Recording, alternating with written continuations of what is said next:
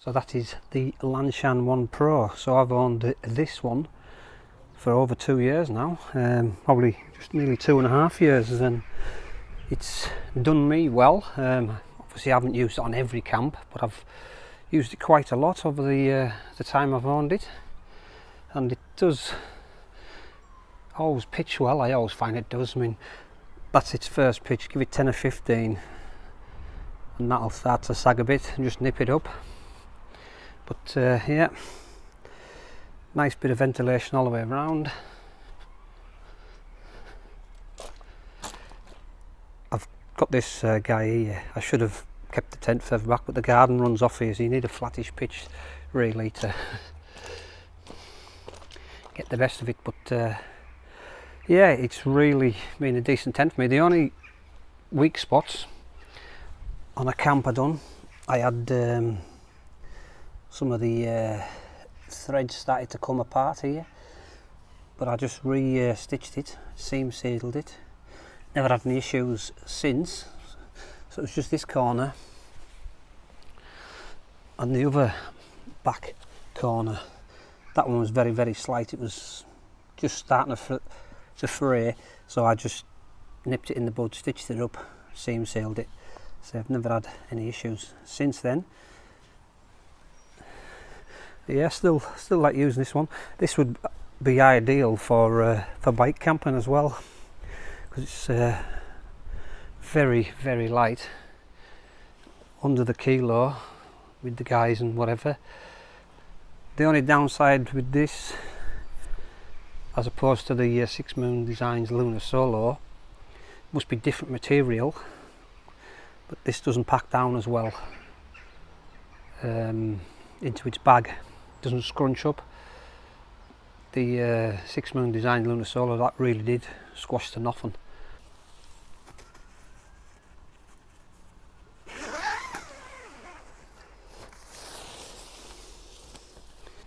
So as you can see, you get a decent lift on the bathtub floor, probably getting 4 to 5 inches there. Take a look inside. Yeah, probably all the way around. You know, not always, sometimes it's a bit, but you have that mesh ventilation all the way around.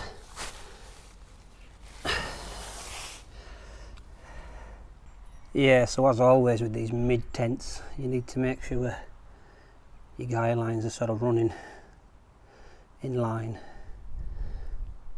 with the crease. So you have loads of room here for your boots, rucksack, and if you close this door here, then you have this area here if you need to do any cooking if the weather's not so clever. But yeah, as you can see, I don't know if you can pick this out of the camera, but the pole has a slight bit of angle on it, and that's what you need. You need that little bit of angle. Gives you so much more room inside. But the only downside is, as opposed to pitching on lovely flat grasses, you've got to find a lovely flat grass pitch up in the hills, which, as we all know, is not that easy. But yeah, the flatter the better. Loads of room. I'm 5'10", probably still another foot behind us there. What I tend to do is, with the spare walking pole, I will put it on the outside and lift the panel at the back of me, that one there, so I've got that little bit of extra headroom. But yeah, so if you tie that out a bit more, you get that little bit extra headroom, but there's still a good bit behind us, and you have loads of space here. You can put some stuff. I mean, I find this has loads of room. Downside is single skin, so condensation is always inevitable, but if you come armed with a trusty cloth, never leave home without it, that will solve your problems.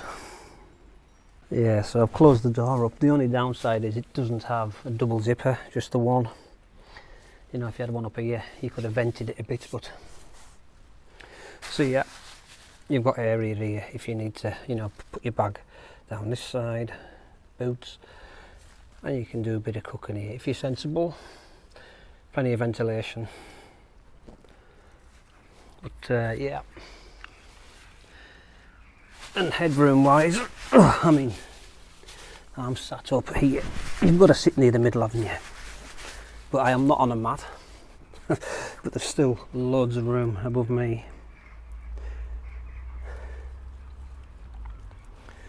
Yeah, plenty of area to the side,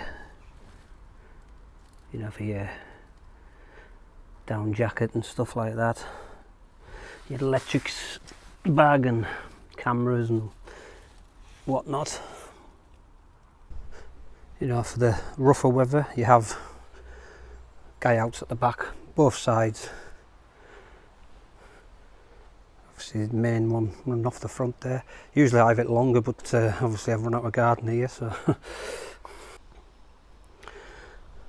so yeah, just a little bit of guy onto your pole, and as I say, it pulls that top end, head end if you're lying feet down, and you want your head end up this end really because of the door being here. But yeah, I would definitely still recommend this budget shelter in 2023. You know, for the money, it's a decent tent. 3 season.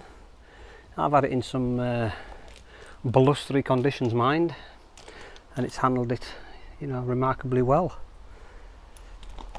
So it was just those little, whether I had a bad one, that edge there started to come away. That one was worse, but that was early last year, I think, and I remedied it, and it's been no problem since. Yep, so if you're looking for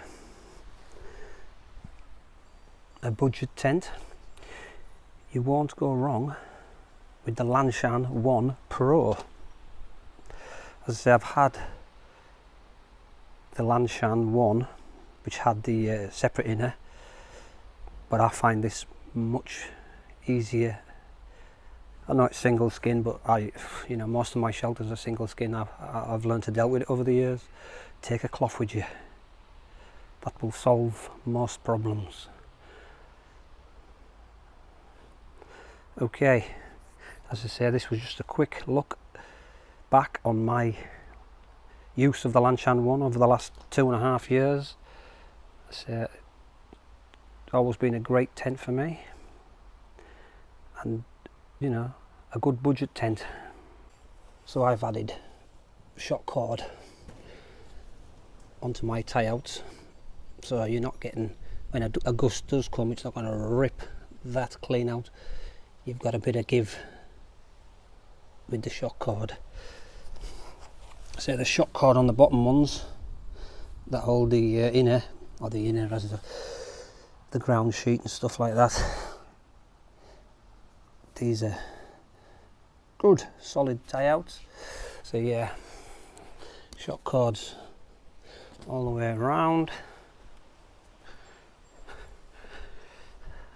but I haven't on there. Maybe I should. So overall, it's not without its faults. You know, all tents do have them. Obviously minor niggles with the stitching and stuff like that, but overall, in my opinion, ideal for sort of bike packing, backpacking, just general wild camping. And I do like this colour. I used to have the earlier Lanshan, the first one, that was in like a green, but a light green. So I do like this autumn brown. It does blend in on the hills quite nicely.